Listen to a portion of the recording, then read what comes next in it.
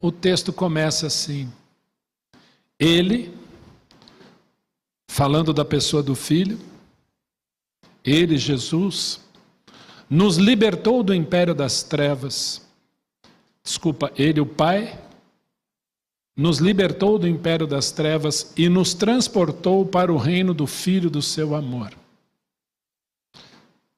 Esse texto começa dizendo uma verdade maravilhosa: que Ele, o Pai, libertou, quebrou as nossas correntes. A Bíblia vai chamar de império das trevas. E falarmos de inimigo não é falarmos de um inimigo pequeno, mas a Bíblia fala que ele tem um império altamente organizado. E a Bíblia diz que o Senhor foi lá e nos libertou desse império de trevas e nos transportou para o reino do Filho do seu amor. Atente para a palavra transporte. Transporte significa ser levado de um ponto para outro. Transporte significa que eu estava aqui e Ele me levou para lá. Eu estava parado aqui, estacionado aqui, ciente das minhas próprias convicções, achando que essas convicções eram boas, eram ótimas, capazes de resolver os meus maiores problemas. E a Bíblia diz que esse lugar onde eu estava era chamado de império das trevas. E o Senhor Jesus, o Pai, através do Senhor Jesus, vai lá, quebra essas correntes e disse: agora você não pertence mais a esse lugar, eu vou te transportar para esse lugar, você está aqui agora desse lado. Ele nos liberta daqui e nos transporta para lá. Eu vou repetir, isso é importante. Ele nos liberta daqui, não só nos liberta, Ele nos transporta para lá. Agora você faz parte do reino do Filho do seu amor. Quando nós estudarmos Colossenses capítulo 2, a Bíblia diz que o Senhor Jesus nos perdoou a todos os pecados, absolutamente todos. E eu gosto muito dessa palavra, perdoar, que é karissomai. Significa literalmente comprar no mercado de escravos. Comprar no mercado de escravos. Presta atenção, Ele nos compra do mercado de escravos, quebra as nossas correntes e nos coloca em liberdade. Ele poderia dizer assim: tchau, agora você está livre, você está forro, você está alforriado, agora você está livre. Não, Ele vai lá, Ele quebra as nossas correntes, nos põe em liberdade e não nos despede e vai embora. A Bíblia diz que Ele nos transportou para o reino do Filho. Eu agora fui feito filho de Deus. Ele não só me liberta, mas Ele me transporta e me leva para a casa dEle. Agora eu pertenço a Ele e sou herdeiro juntamente com Cristo das coisas celestiais. Dá para entender o tamanho dessa obra? Dá para entender o tamanho desta obra? Tem um mosquito enorme voando aí, ele já veio aqui, ele já foi para aí, mas eu vou fazer uma oração e decretar o sumiço desse mosquito, né? Para que ele não venha mais atrapalhar ninguém, porque toda vez que ele passa, está todo mundo assim. Mas não se preocupe, né? Se você acredita na evolução, só daqui 1 milhão de anos ele vai virar um pterodátilo e vai te tirar do tempo, tá bom? Até lá você já foi, então é só apenas um mosquito. Qual é o tamanho da obra da cruz? Ele nos liberta do império das trevas e nos transportou para o reino do Filho do seu amor. No versículo 14 nós lemos assim: e nele, no Filho, no qual temos a redenção, a remissão dos pecados. Eu quero perguntar para você, por qual pecado seu Jesus não morreu? Qual pecado seu Jesus não é capaz de perdoar? Qual pecado seu foi pesado demais para Jesus e Ele foi seletivo e disse: esse eu não levo?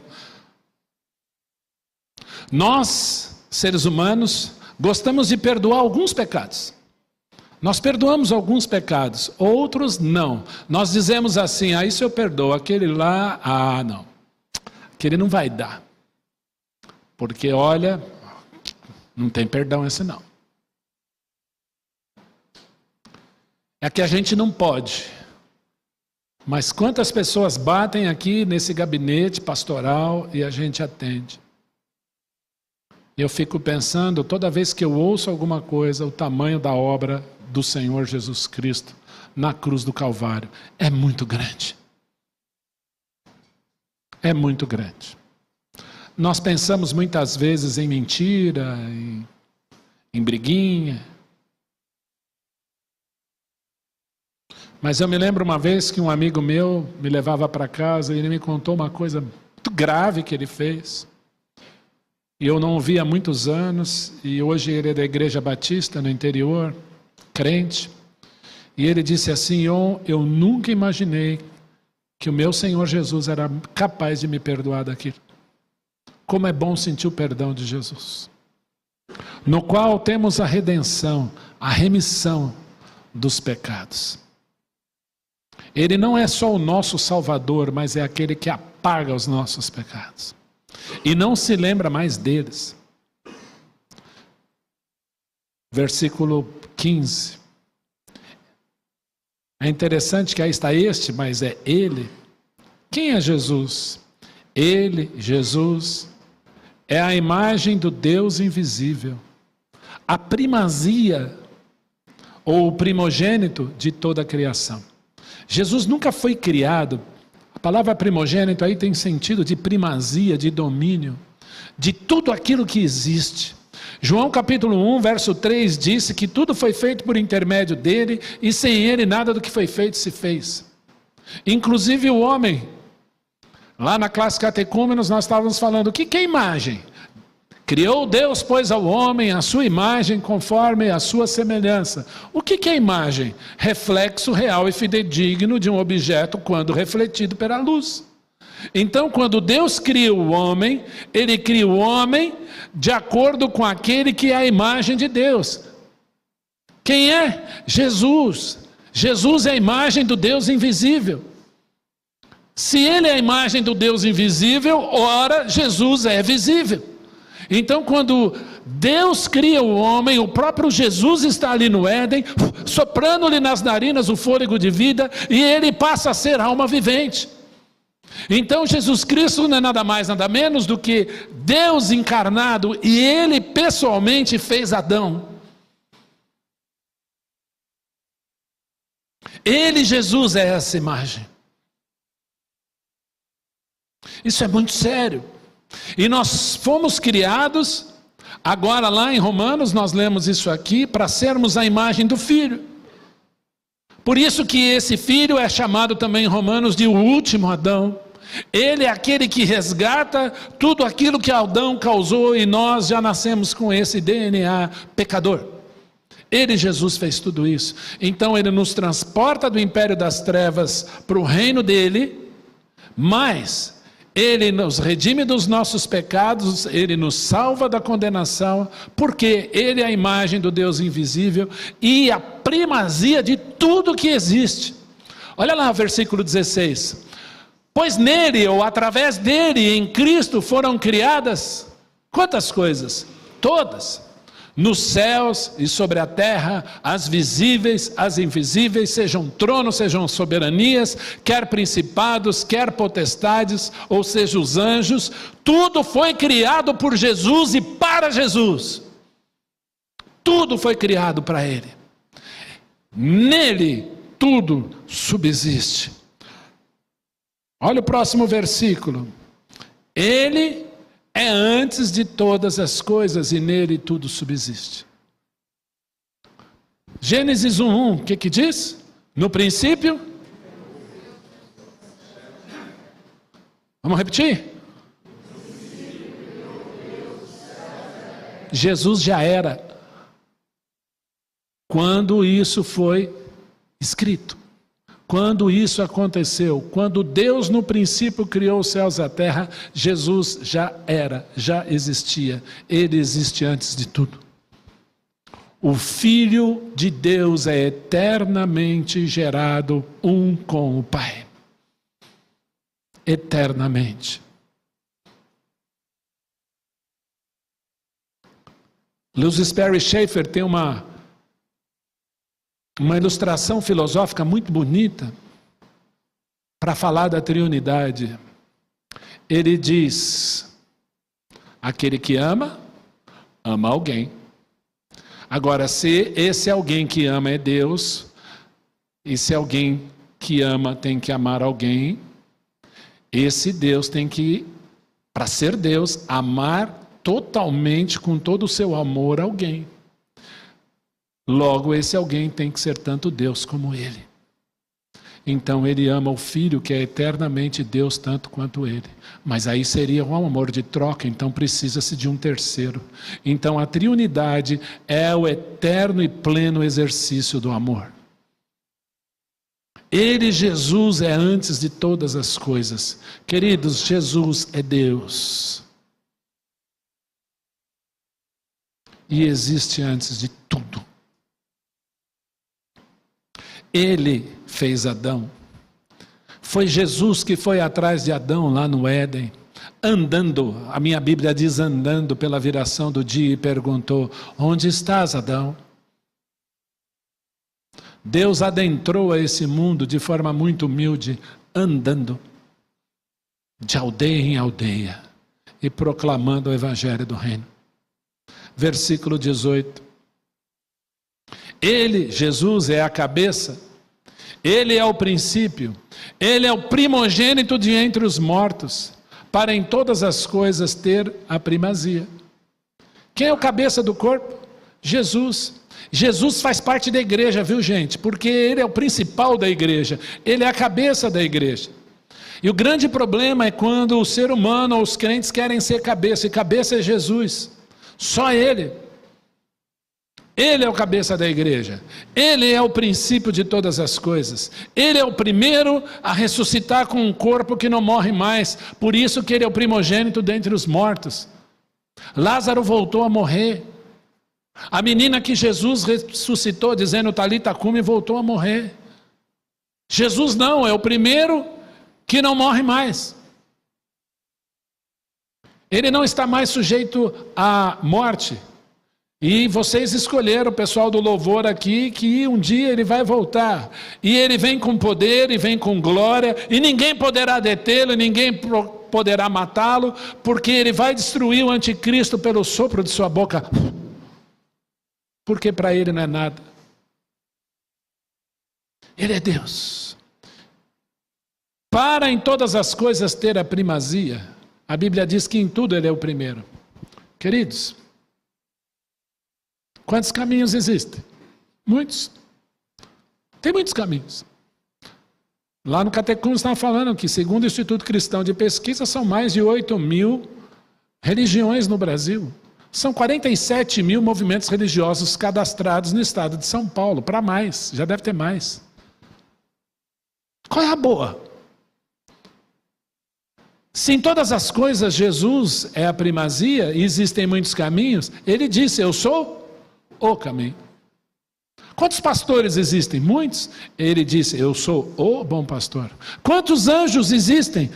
Miríades, milhares e milhares. Como que Jesus se manifestava no Antigo Testamento? Como Malek Yavé, o anjo do Senhor. Porque em tudo ele é o primeiro.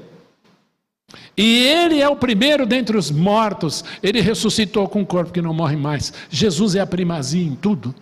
Em tudo ele é o primeiro. Muitas águas, ele é a água da vida.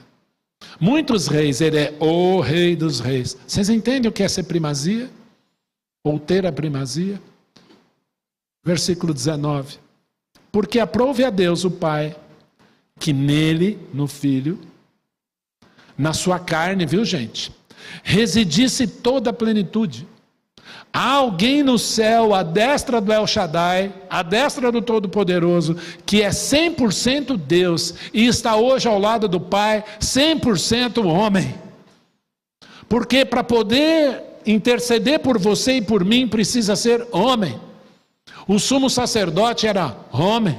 Há alguém no céu intercedendo por você, porque quando você ora, você se dirige a Deus em oração, ou você se dirige ao próprio Jesus como Deus em oração. Há um homem intercedendo por você, por isso que você ora em nome de Jesus. Amém.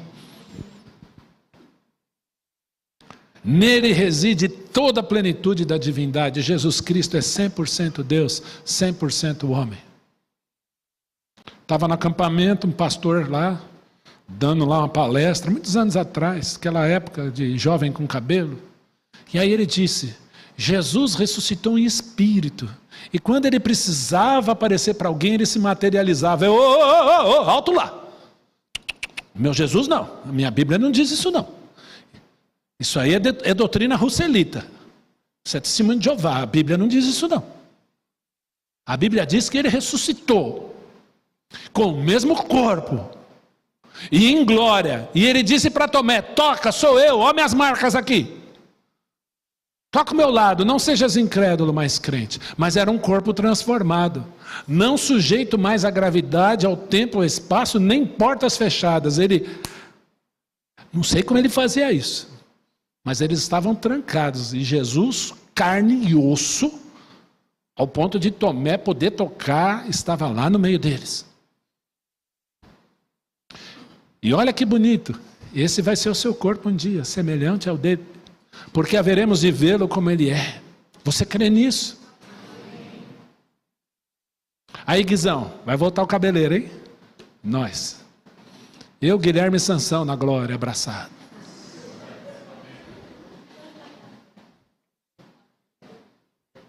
Aquelas dores vão sumir, viu, irmã? Viu, Célia? Vai sumir.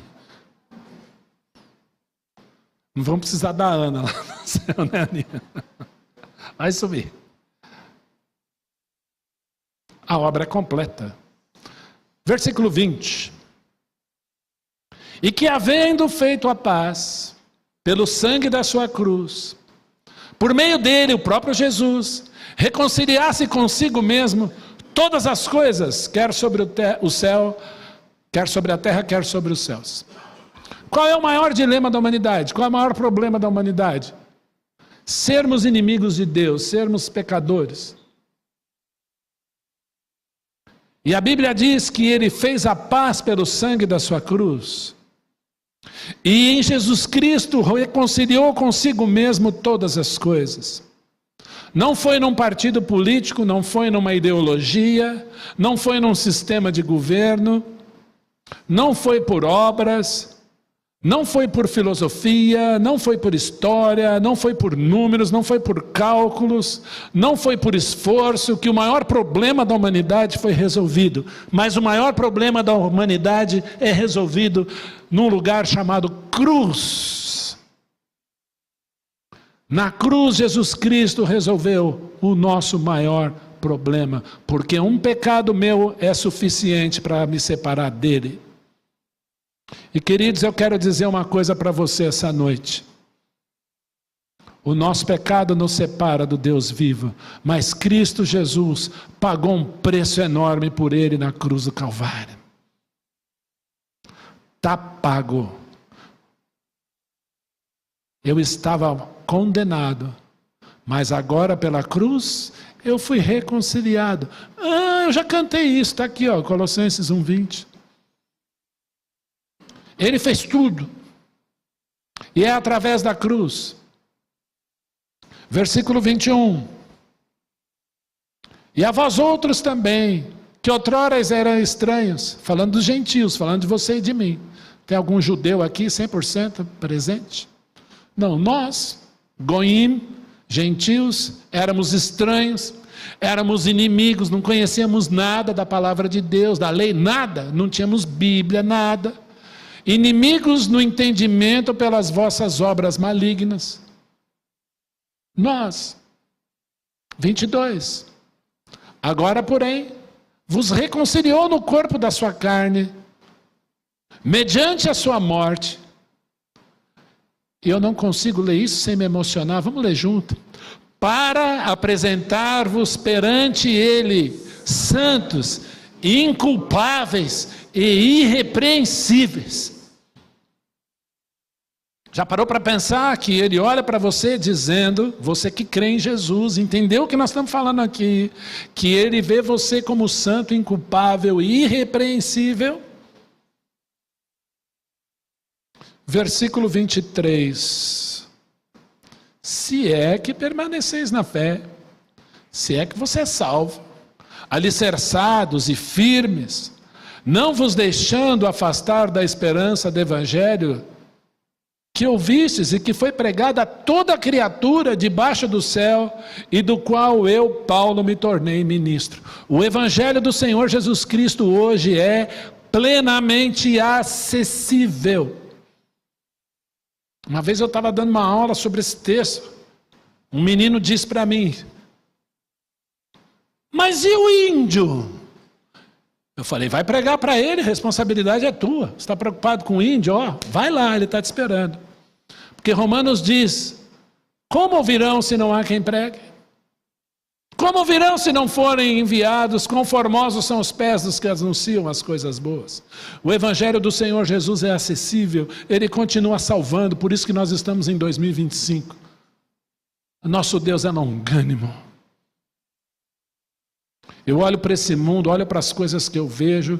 Ontem eu passei em alguns lugares que eu falei: Jesus, tenha misericórdia de mim, eu preciso chegar nesse lugar. Eu fico pensando como o Senhor é longânimo. Mas agora eu quero te desafiar. Jordânia, chegou a hora de colocar aqui o meu PPT.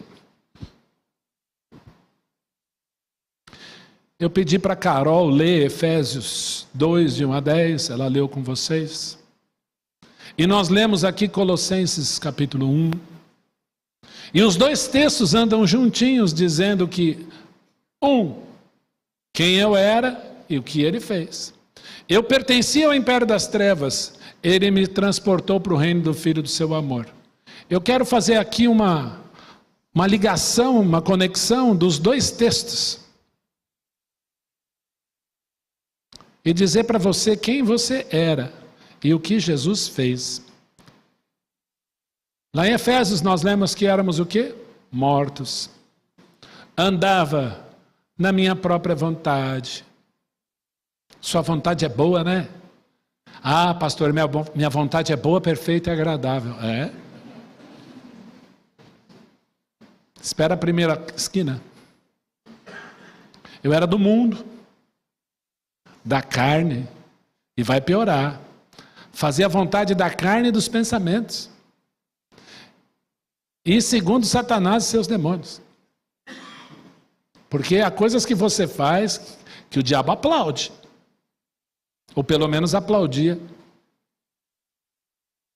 A Bíblia fala que eu era filho da desobediência. Faz isso, não, vou fazer ao contrário. Filho da ira, ou filha da ira. Já pensou ser filho da ira de Deus? Ele olhar para você e falar: você é digno da minha ira. Opa!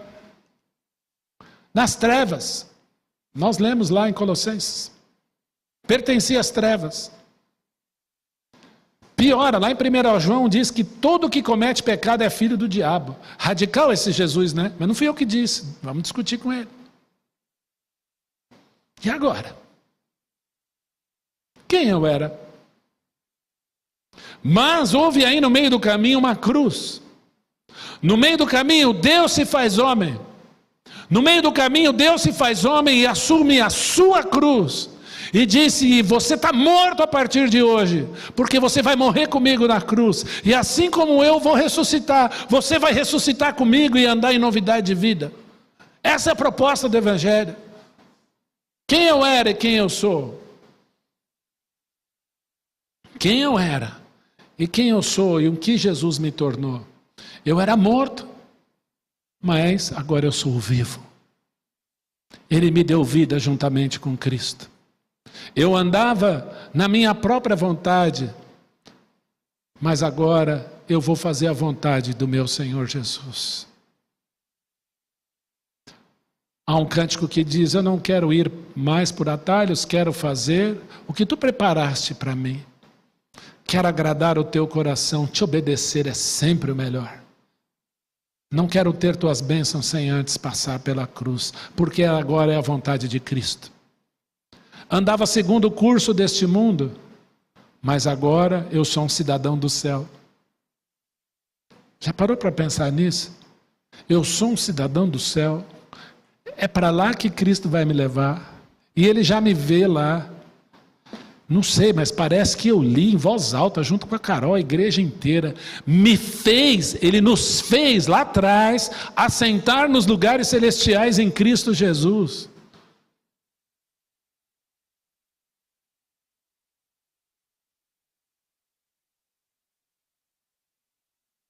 Já parou para pensar que lá no céu tem uma cadeira com o seu nome?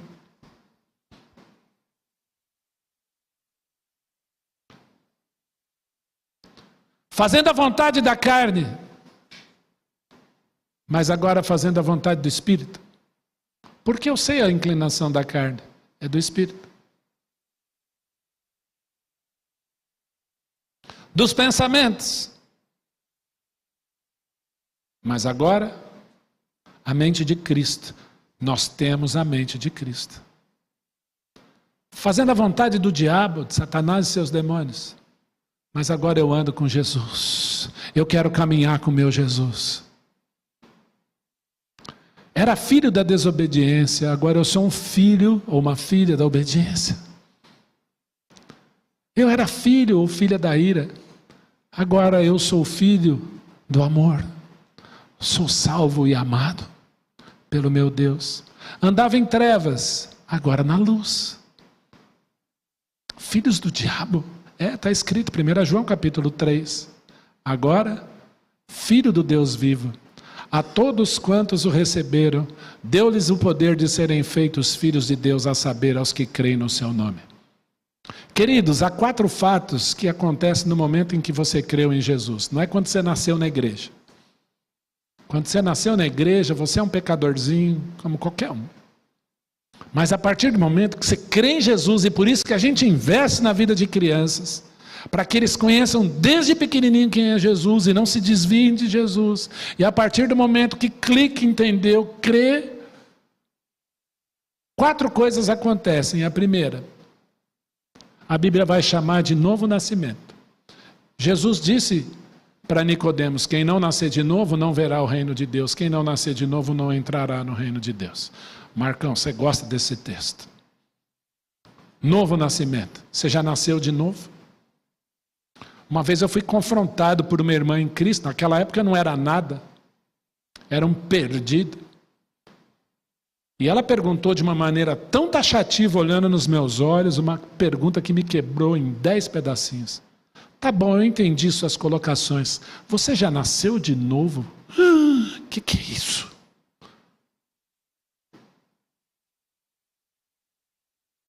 Ricardo, se você estiver ouvindo aí pela internet, foi sua mãe, viu? Depois eu falo com você. Habitação do Santo Espírito. A partir do momento que eu creio, eu nasci de novo e eu sou a habitação plena do Santo Espírito do Senhor. Mas eu fui batizado no Espírito Santo e no corpo da igreja. No momento em que eu criei. Isso se chama identidade. O Marcos Dumbra tem uma aula joia sobre esse assunto, que ele coloca lá os bonequinhos dentro da groselha, né, Marcos? Do guache. Batismo no Espírito Santo e no corpo da igreja. E mais, eu fui selado pelo Espírito Santo. Creu. Acontece esses 4 fatos. E na cruz, o que Jesus fez por mim? Para isso aqui ser uma verdade? Primeiro, o meu velho homem foi julgado, condenado, crucificado com Cristo e fui sepultado juntamente com Ele. Quem aqui já morreu? Levanta a mão. Só eu? Eu morri com Cristo naquele dia. E ainda que eu morra nesse mundo aqui, eu vou viver com Ele. Vou falar uma máxima para vocês. Estou terminando, gente. Quem nasce uma vez, fatalmente vai morrer 2 vezes. Quem nasce 2 vezes, pode ou não morrer uma vez só. Gostou, né? E mais, na cruz, Ele pagou todos os meus pecados. Nenhum ficou para trás. E mais, na cruz Ele expôs ao desprezo e triunfou sobre principados e potestades. Colossenses 2, nós vamos falar sobre isso mais para frente. Faltou alguma coisa? Então qual é a tua identidade, meu irmão, minha irmã?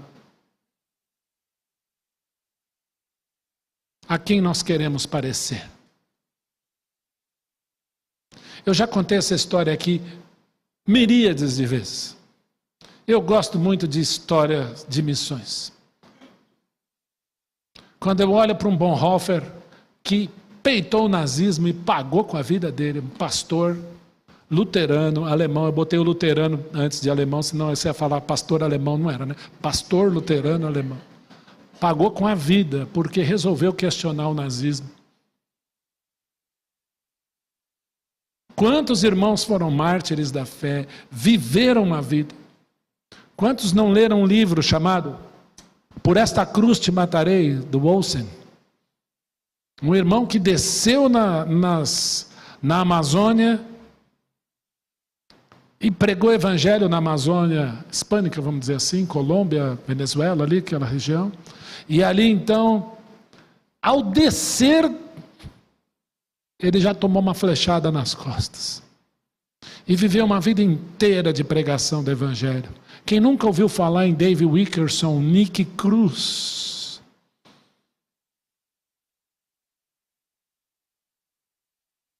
Nick Cruz era de uma gangue em Nova York. Dave Wilkerson foi pregar o evangelho para ele.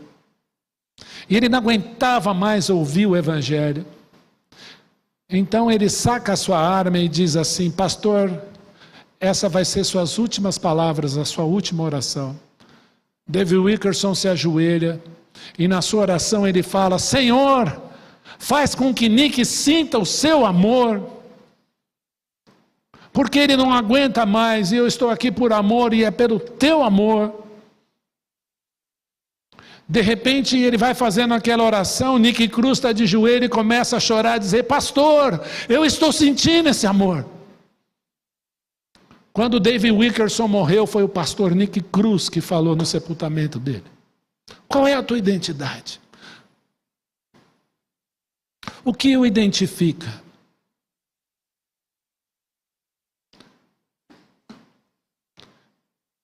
E mais uma vez, a minha maior referência missionária é o Dr. David Livingstone, médico que abandonou tudo na Escócia e foi para a África. E ele disse: Deus, envia-me para qualquer lugar desde que vás comigo. Coloca qualquer carga sobre mim desde que me carregues.